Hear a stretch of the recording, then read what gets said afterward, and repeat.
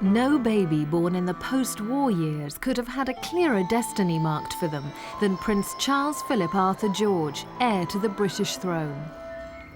Childhood play was a diversion from an austere upbringing designed to produce an ideal king.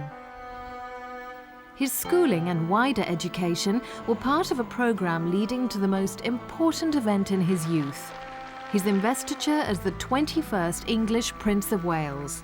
When you marry, Conscious of his obligations to crown and country, Charles knew he had to find the perfect wife.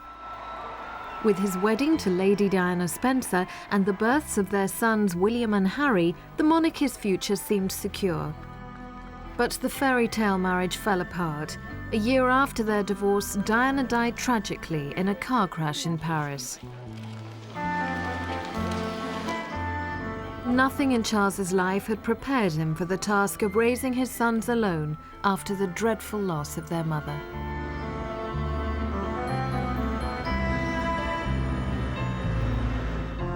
The high hopes of Charles's boyhood have descended to the deepest tragedy. The dreams of his youth have long gone. He still campaigns for his dearly held beliefs in the environment, but his own life has become almost a Shakespearean tragedy. A few months after Diana died, he visited Bhutan, one of the world's most desolate regions. It was an opportunity for meditation, soul-searching, and the evaluation of a life that had once promised so much and now held an uncertain future. In Bhutan, as in other places, he found solace in breathtaking scenery, which he tried to capture in his watercolor paintings. Art provided a release from the frustrations of a life spent in waiting to become king. As Charles sketched the Himalayan skyline, he may have contemplated the failures and the difficulties of his adult life. Now 50, Charles is twice the age of his mother when she came to the throne in 1952. He would feel that he's had a wasted life. What has he done with these 50 years as a king in waiting? It's a horrendous job, sitting there waiting for your mother to die, something that he both dreads and in a way looks forward to. Diana's glamour had eclipsed Charles and his family. She made him feel that his efforts to be a popular Prince of Wales went unrecognised. Their personal friction grew into a marital war which damaged Charles's image as heir to the throne. He is still trying to restore his lost popularity. In a way, he's still competing with Diana's shadow. She still overshadows all the royal family. She's still more popular, dead, than any of them alive are. But, nevertheless, she has left the way clear now for him to show what sort of man he is. And he's a very well-meaning, dutiful, dedicated person. And most of the time he comes across as very sincere, very genuine. He's got that beautiful, chivalrous, old-world air about him, very gallant. He's just absolutely charming.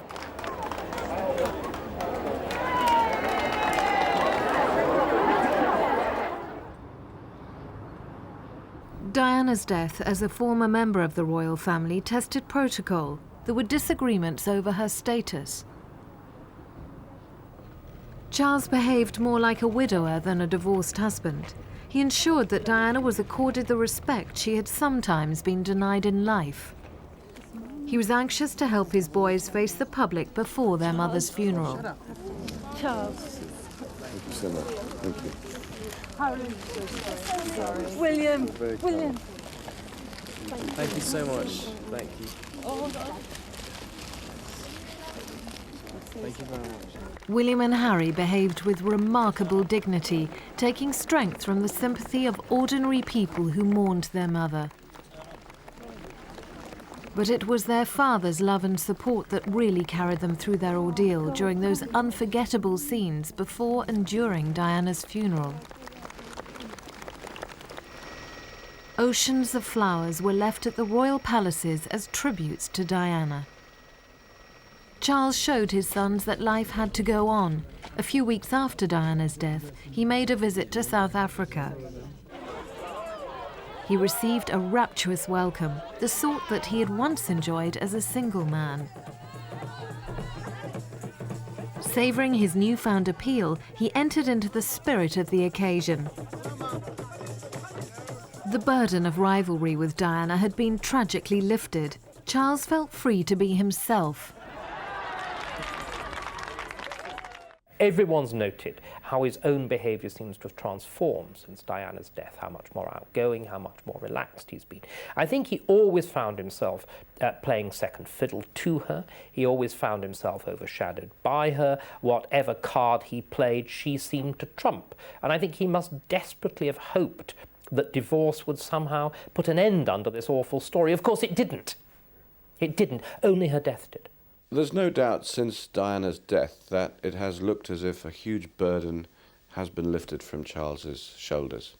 And in many ways, other members of the royal family as well. We've seen what I call the Dianification of the royal family. On the Queen's golden wedding anniversary, there she was, walkabout in Whitehall, holding one of these heart-shaped silver balloons. The Queen would never have done that in the pre-Diana era.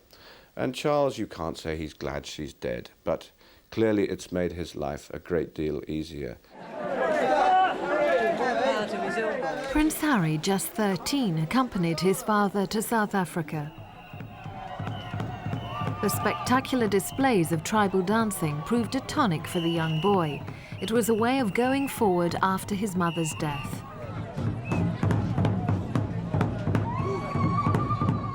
It was part of the process of coming to terms with his terrible loss, and it was an experience to share with his father. I think one of the major successes of the South African tour is the way it's shown how the Prince of Wales is coping in the initial stages of being a single parent. And indeed, the royal family are conditioned not to show emotion in public, but he put his arm around the boy on several occasions. He stopped short of giving him a fatherly hug, but at least it was a very friendly pat. And he's not a normally tactile person, Prince of Wales isn't, and I think Harry responded in kind, because he was used to it from his late mother, of course. Drinking the local brew reinforced the bond between Charles and his hosts, with the added bonus of giving Harry something he could tell his friends about.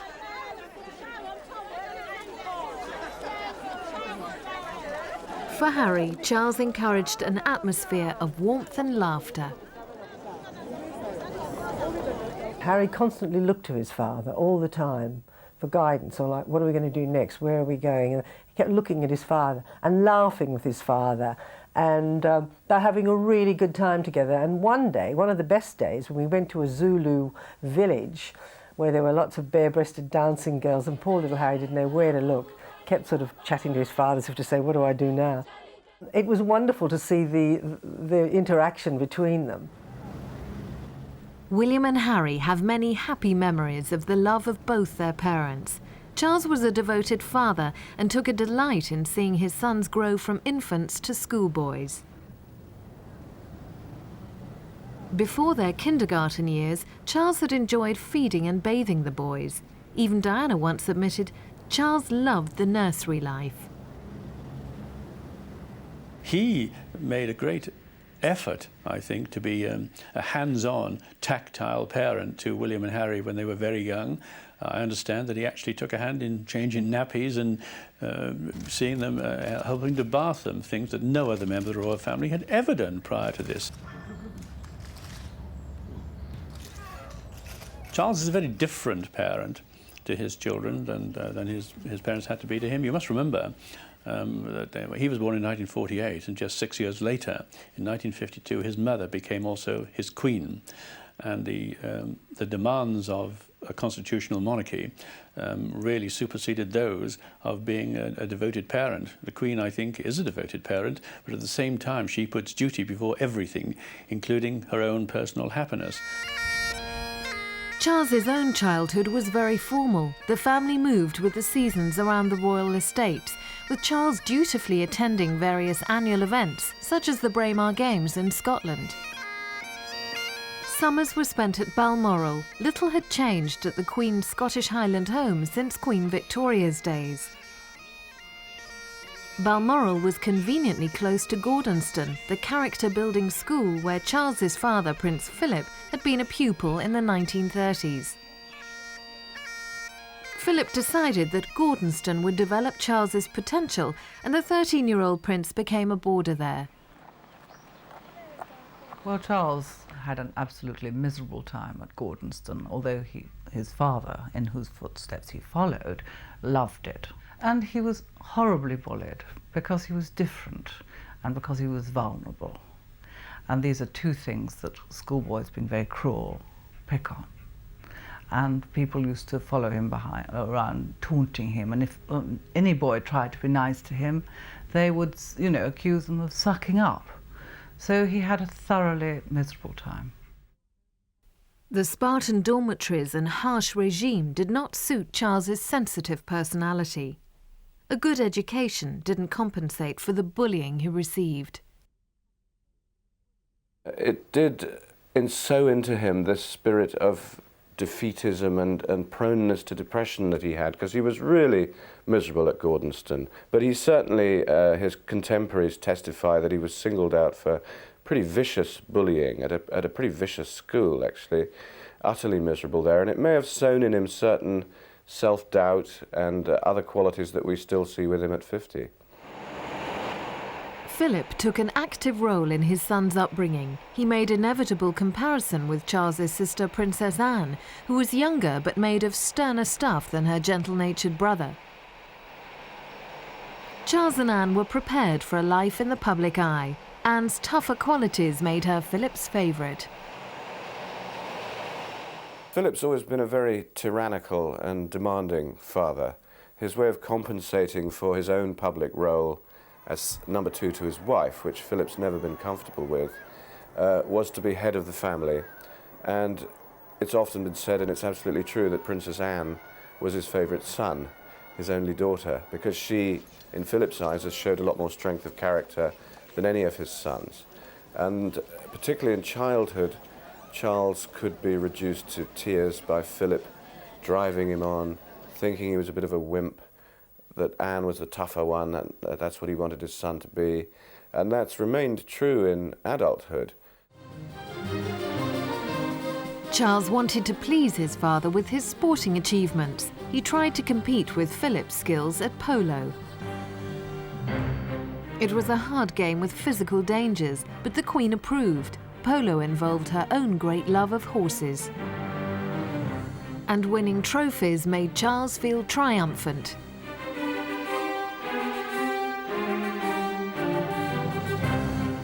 In competition with his father, regular performances on the polo field gave Charles a new image and an unexpected nickname, Action Man.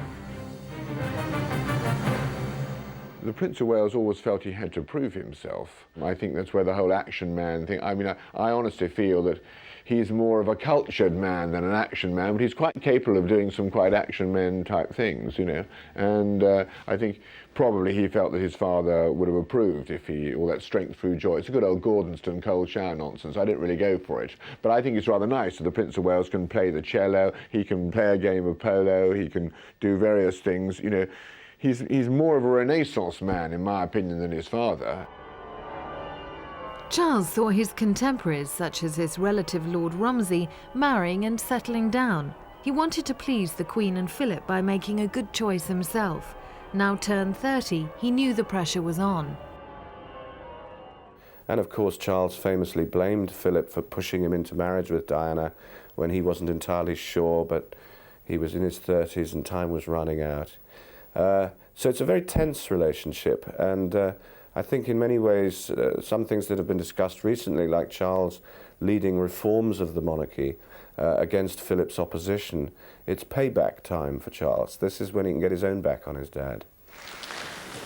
I, Charles, Prince of Wales, do become your liege man of life and limb, and of earthly worship.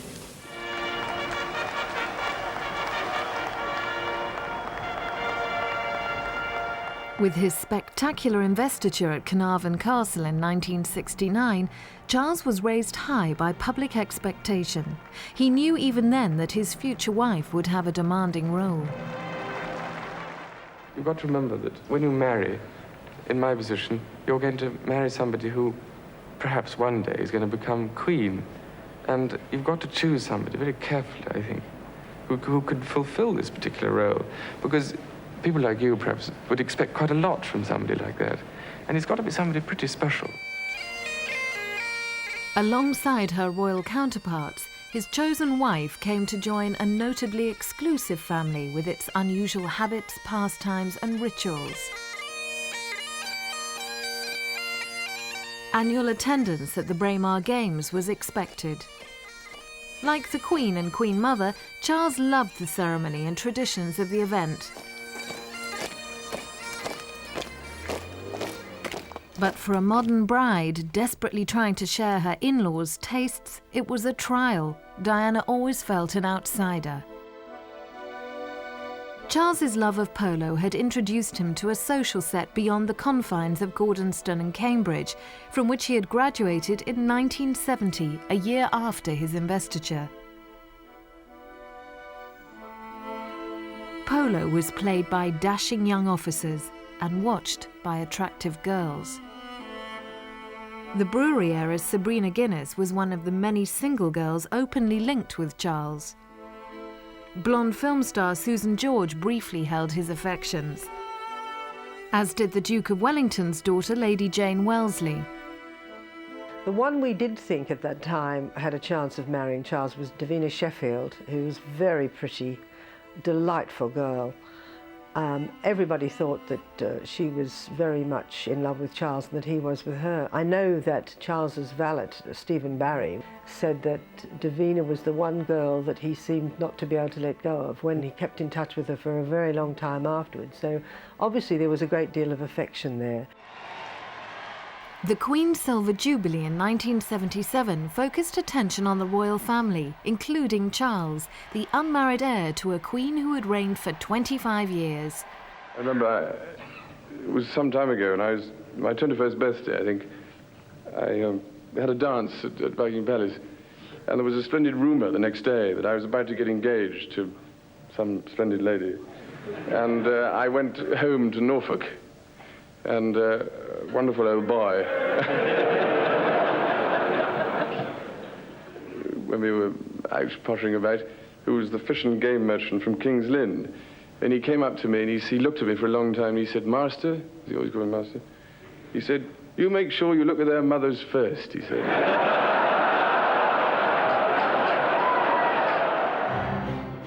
Laughing off his bachelor status was typical of Charles. He enjoyed clowning around in public, quite unlike his regal older relatives.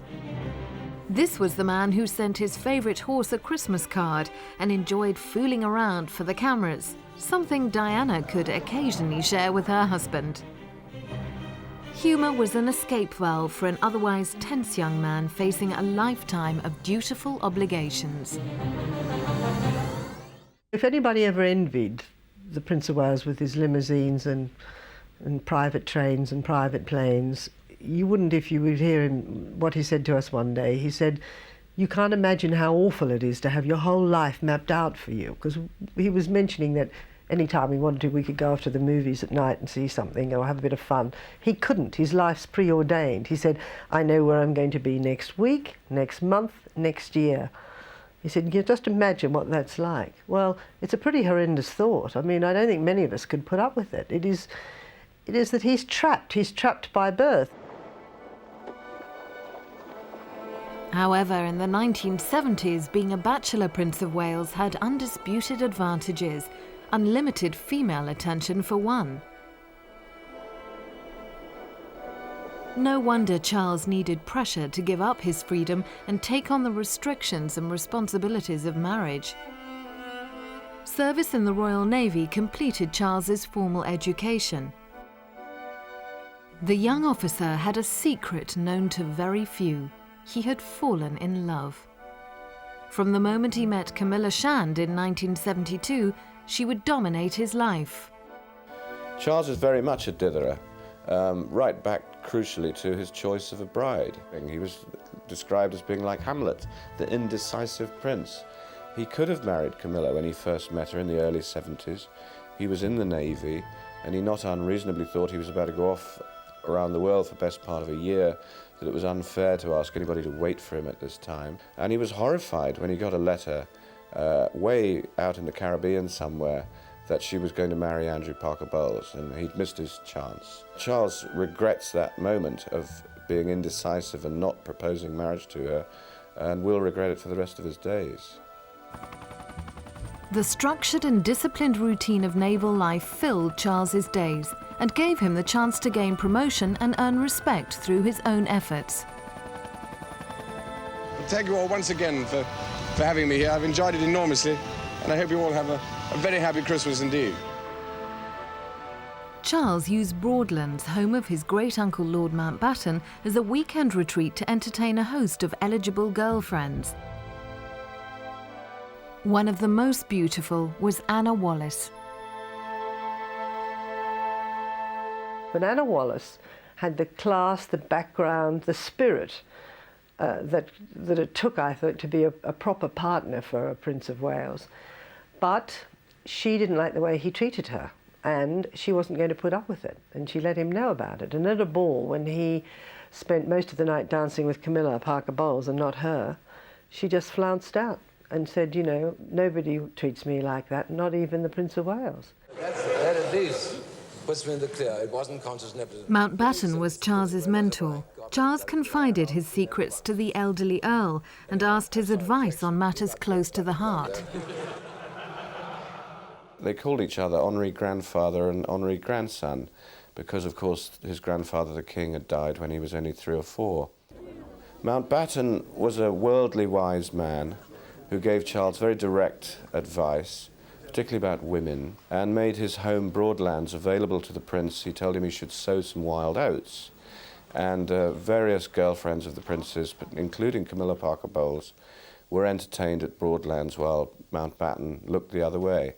But his real ambition was that Charles, after he'd sown those wild oats, should marry his own granddaughter, Amanda Knatchbull.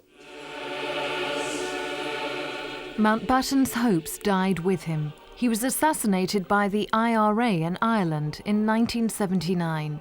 It was a devastating blow for Charles, who bravely read the funeral lesson.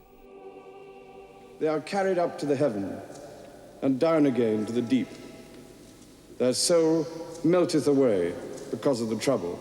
Mountbatten's murder by the IRA in 1979 was a huge blow to Charles. It left an enormous void in his life. He's always had this yearning for older, wiser figures as mentors, from Lord Butler at Cambridge to Van der Post.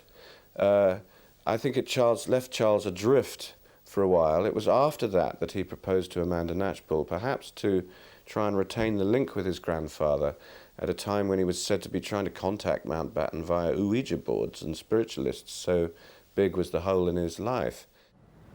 19-year-old Lady Diana Spencer had watched Lord Mountbatten's funeral on television. The first time he really sat up and took any notice of Diana was on a hay bale on a Sussex farm in 1980, when she found herself sitting next to him, and she said, "Oh, you poor man, you looked so sad at Lord Mountbatten's funeral. You need somebody to look after you properly." And he was still vulnerable enough to be very touched by this, and did a sort of double take and thought, gosh, maybe there's more to this little girl than I'd noticed. So in a funny way, Mountbatten's death led him to Diana. Mountbatten would very much have approved of Diana Spencer as a bride for Prince Charles. She was aristocratic, she was beautiful, she was apparently a virgin. She was everything that he had always advised Prince Charles to look for in a wife. When his close friend Nicholas Soames married, Charles took his fiancée to the wedding. But Diana had no idea of the complex secrets of Charles's private life, and even in close social proximity, Camilla's husband gave nothing away. By then, Prince Charles had been having a love affair with Camilla Parker Bowles for almost 10 years, through her marriage to Andrew. I think what characterized the whole thing before, during and after Charles's marriage to Diana was that Andrew Parker Bowles was an old-fashioned enough Englishman to regard it as his public duty to allow the Prince of Wales to exercise what used to be called droit de seigneur over his wife. Many people find this hard to understand, but Parker Bowles has been a very loyal courtier, but he was prepared to look the other way while the Prince of Wales had an affair with his wife, and really didn't capitulate until Charles admitted adultery in 1994 in his television interview, and that was the last straw for Parker Bowles. Public humiliation. He'd put up with private humiliation, but public humiliation, that was when he went for a divorce. Charles had hidden his affair with Camilla, the mother of 2 young children, from his fiancée, but Diana had grown suspicious. She was just 20 and days away from her own wedding. The constant strain of media attention and her secret fears over Camilla caused her to break down at a polo match. She was led away and comforted by Lord Romsey and by Charles, but it was a sign that all was not well. We have to remember that Charles did give up Camilla when he got married. However, he remained in love with her, but he did actually physically give her up. And I think that the thought that he might still be in love with her was very much swept under the carpet by the royal family, who were delighted by the marriage. Let's not say anything to the contrary. They were thrilled. They thought it was very suitable. The Queen and the Duke of Edinburgh were absolutely delighted with it.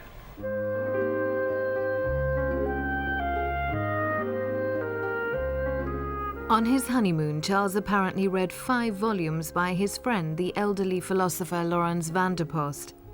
He insisted on reading these aboard the royal yacht Britannia, much to Diana's dismay. While the public thought that the golden couple were enjoying a luxurious cruise, seeds of marital discord were being sown. I think poor Diana realised as early as the honeymoon that there might be enormous trouble making this marriage work. She'd had her suspicions already in the months of the engagement about Camilla Parker Bowles, who was always around, who always seemed to know what was going on before Diana did. And when they went on honeymoon aboard Britannia, Charles tended to spend all day reading Laurens van der Post books, and of course every evening they had dinner with all the officers in the officers' mess, so it wasn't exactly a touchy-feely being alone together honeymoon like most people have. After their Mediterranean cruise, the Prince and Princess of Wales flew to Scotland to join the other royals at Balmoral. The newlyweds posed happily for the cameras. But it was a deceptive performance. Diana was already ill, suffering from the eating disorder bulimia nervosa and from depression. She was obsessed by thoughts of Camilla. The irony was when she began to show signs of bulimia and signs of depression as the honeymoon continued that autumn at Balmoral, Charles brought up to talk to her, of all people, Laurens van der Post, his elderly mentor, who he thought might try and understand better than he could what was wrong with this young girl. And this was the last man in the world she wanted to talk to because he'd haunted her honeymoon in the shape of his books. She said he spent more time with Van der Post than he did with me on our honeymoon. Diana's problems were no obstacle to royal tours. In 1983, the couple was sent on an official visit to Australia and New Zealand. Diana later said, "By the end of it, I was a different person.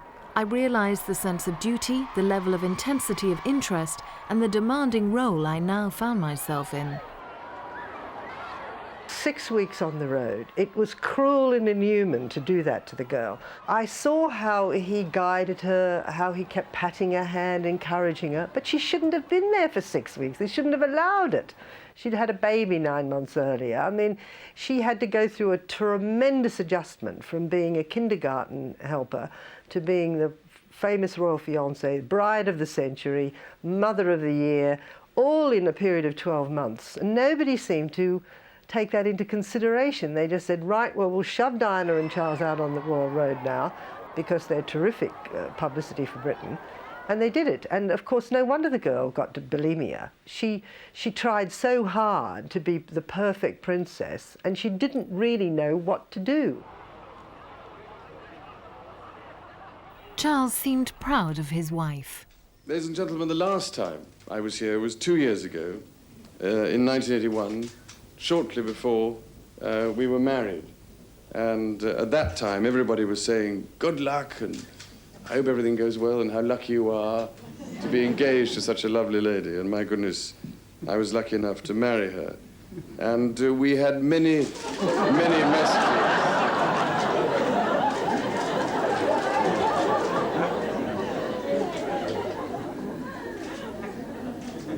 It's amazing what ladies do when your back's turned.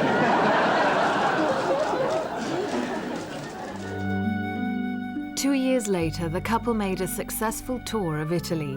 They were now an experienced partnership. On the surface, all seemed as calm as their gondola ride in Venice.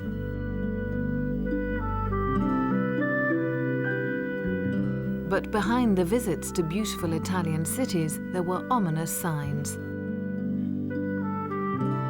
Charles was forging ahead with his interests in art and architecture, subjects that the princess found boring. He had grown to love painting. He was proud of his results and he strove to improve his techniques. But it was a hobby he preferred to practice alone. While her husband grew more absorbed, Diana was often left to kick her heels. This was not the romantic marriage she had hoped for.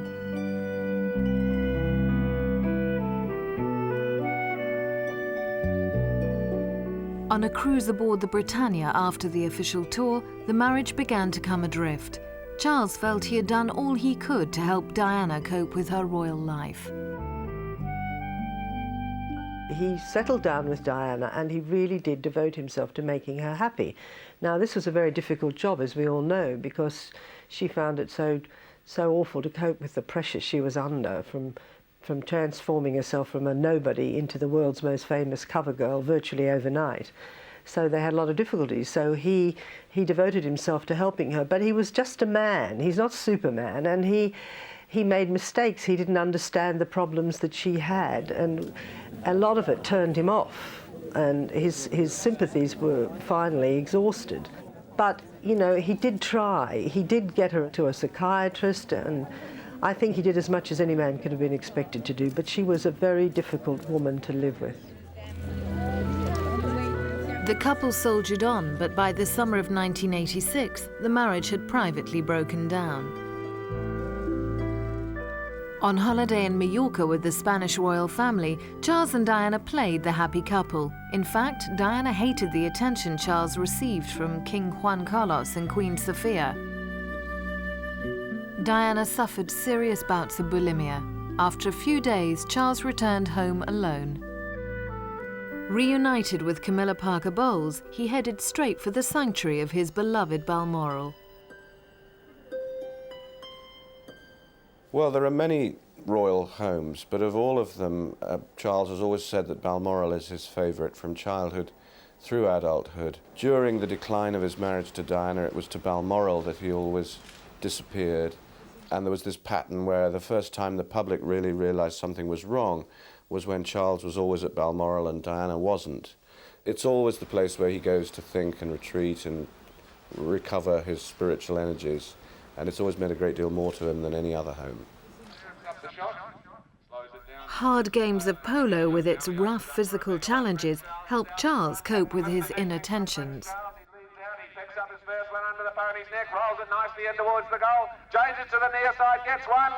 But sometimes the frustrations showed.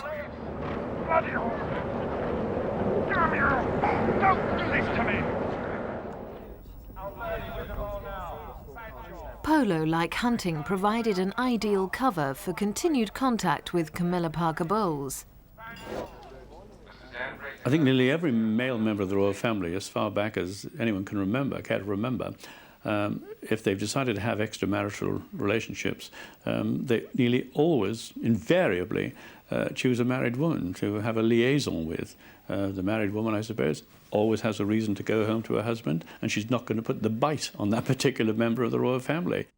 Camilla Parker Bowles would be at Windsor quite a lot.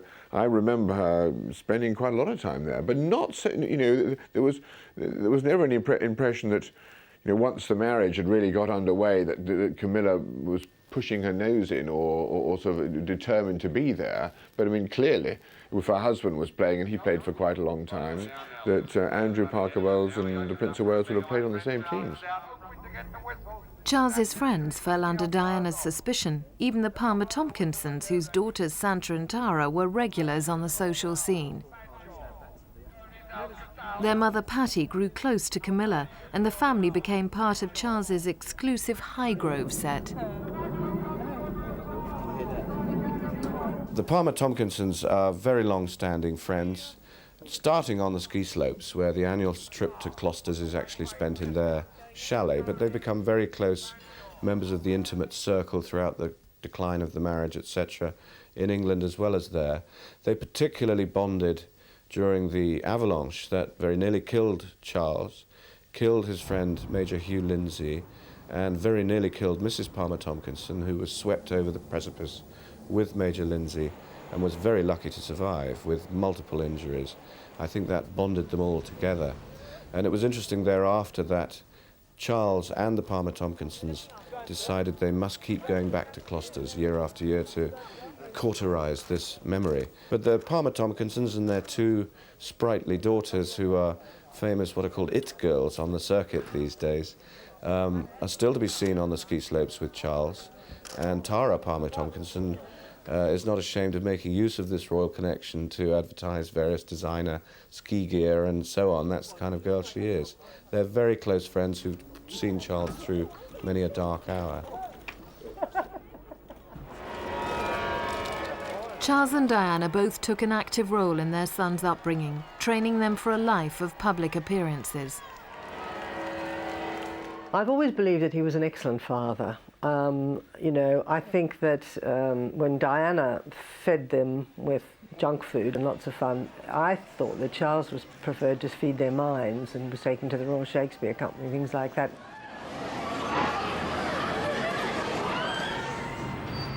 Diana often complained about Charles's frequent absences and his distance from the family. She even suggested that his occasional outings with his sons were just for show. But was this fair? It's certainly true that since her death, he's become a model father, cancelling public engagements to spend time with them or postponing them, which he'd never done before. And I think the pattern is that duty came before domestic priorities while Diana was alive, and it took Diana's death for him to realise that maybe the children should come first. But there's no doubt that his children love him and he loves them, and I think a lot of the criticism of him being a distant father is rather cruel and unfair. Charles's reckless pursuit of dangerous sports caused several injuries. In 1990, he broke his arm after a particularly nasty fall at polo. The break was painful and refused to heal. It was more serious than at first suspected. Charles reluctantly gave in to medical advice and had further surgery.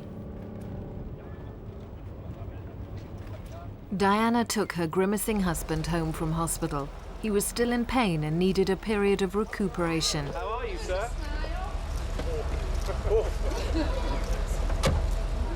Now married in name only, they staged a show of togetherness out of duty. The public didn't know that Camilla had visited him in hospital. Keeping up appearances, Charles and Diana returned to Highgrove, their country home. Diana soon left, and Camilla came over from her nearby home, Middlewick House, to provide Charles with tender, loving care. Camilla had become mistress of Highgrove. Highgrove was his HQ near the Parker Bowleses, near Camilla, and it had the atmosphere of Camilla to it before they even got married. And throughout their marriage, close friends of Charles would be the Highgrove set. And there were several times at the various stages of deterioration when Diana tried to break up this Highgrove set. Diana would leave on a Sunday afternoon to take the children back to London to go to school, and Charles would be straight out to the Parker Bowleses, or Camilla would come straight over as soon as Diana had gone. And of course, famously, Diana, when she arrived, would always go into Charles's study and press the redial button on his phone, and it would go straight through to Camilla's number. So there she always felt very uncomfortable, very spooked, not at home at all. It was his house, not hers. In February 1992, Charles and Diana made an official visit to India. Rumours about their relationship were rife.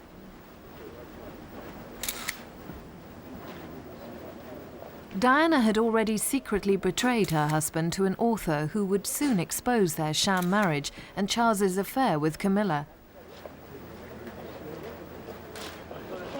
Diana had discovered that Charles's private foreign trips were not all that they seemed.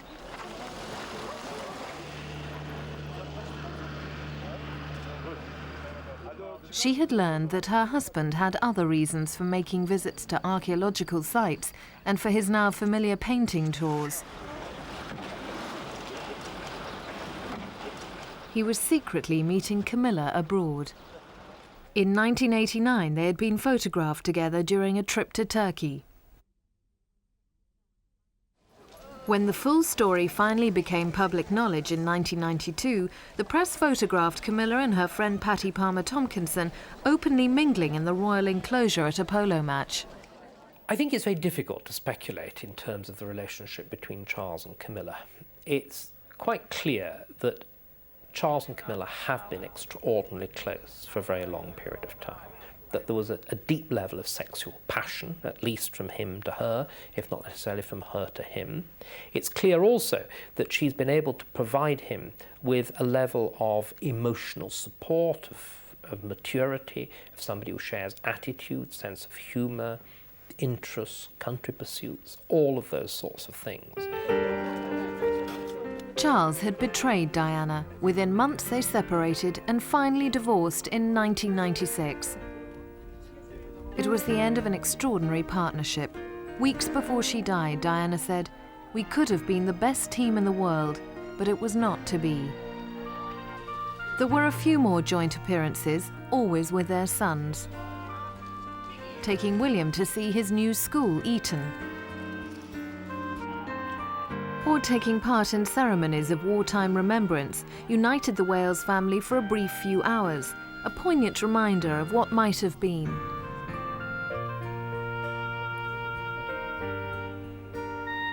Their last time in public was for William's confirmation in March 1997. Just 5 months later, Diana died in Paris.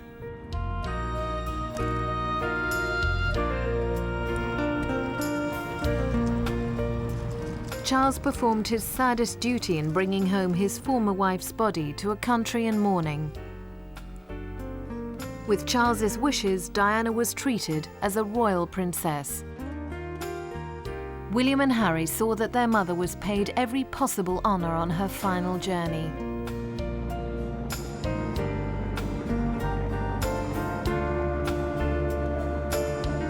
Charles accompanied his sons to Diana's private burial at Althorp, her family home. He had responded to her tragic loss with unexpected dignity. I think Charles's behaviour during the week of following her death was absolutely impeccable. It was also that of a man who was genuinely appalled by what had happened, clearly overcome by the deepest mixed feelings. Because I think one of the things that has been very frequently misrepresented is the relationship between Charles and Diana. It wasn't a loveless marriage. If you look at the two of them, those shots at the very beginning of the marriage, these are people between whom there is some very, very close tie. I think Charles was half in love, half not in love. Diana thought she was in love, but she was probably at least as much in love with the idea of being a princess as in love with Prince Charles.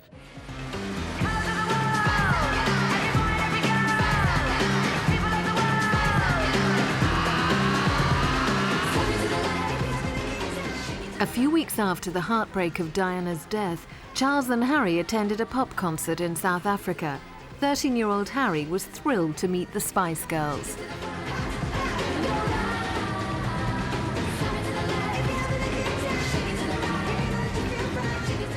He thinks it's contemptible to exploit your children for your own benefit, that he wouldn't do that, he wouldn't put the children through that. And I admired that, but didn't get him anywhere, got him nowhere. So, you know, you can be noble about these things, but Diana was better at manipulating the media and her own public image, and she got her message across, and he got only the message that he was a lousy father. The evening was the tonic for both father and son.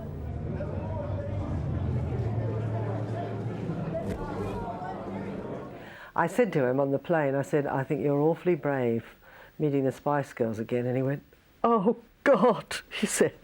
He said, you know, I've got to meet them a third time in London. He obviously was not relishing the idea of meeting them because, you know, they'd plastered him with kisses the first time. And he was a bit worried about that, looking undignified.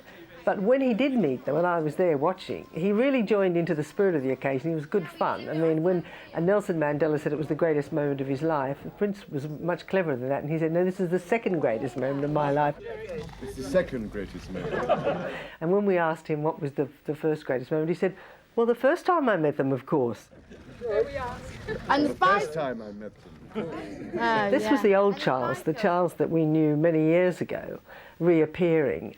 The spin doctors are already representing him as the caring, compassionate prince that he was thought of before Diana ever came on the scene in his 20s. It was just that she did it so much better than him. She genuinely was the caring, compassionate princess, that he appeared an old fuddy-duddy stick in the mud, interested in things like architecture and the environment, which are not really major issues in people's everyday lives, while she campaigned about AIDS and cancer and battered wives and homeless people and sick children, which are issues in people's everyday lives. Now you see Charles touching AIDS patients and himself, to some extent, becoming Diana. Royal salute! Present home! However, Diana had publicly doubted Charles's suitability for kingship. She believed he was born to the wrong job. But could he cope as the king without a wife?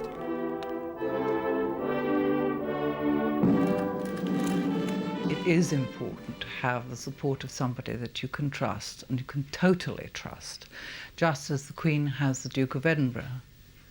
I wonder how she could carry on if he didn't exist. It is the real top of the greasy pole, and you're there on your own.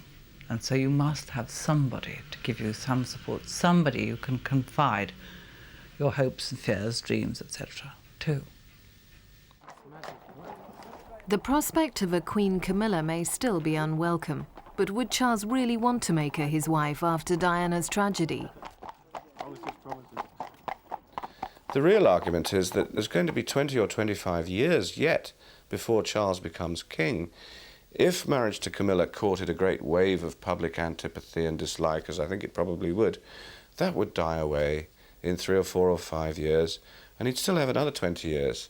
So I think a lot of people, the public opinion seems to be swinging around to why not, now that Diana's gone, give those boys a mother, etc. Whether or not the British people want Camilla, the woman that broke up the marriage, as the ideal stepmother for William and Harry is a different matter.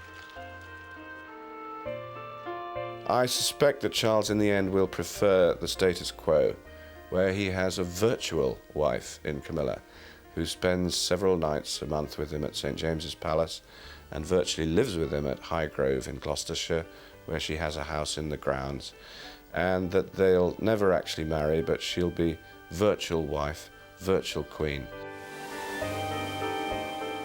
That decision may lie in the future. For now, Charles's immediate role is to raise his sons to maturity without the mother they lost so young.